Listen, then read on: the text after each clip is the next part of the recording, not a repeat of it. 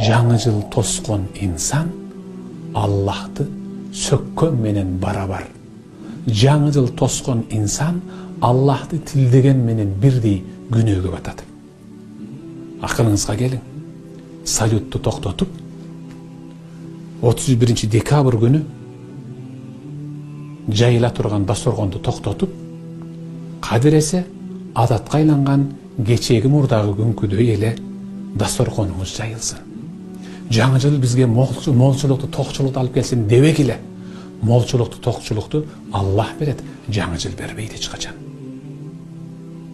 365 күн түгөнүп атат. 365 күндү арак, зина, ушак, имиш, уурулук, адам өлтүрүү, бирөөнүн абийирин жыртуу жана башка ушундай толгон токой бали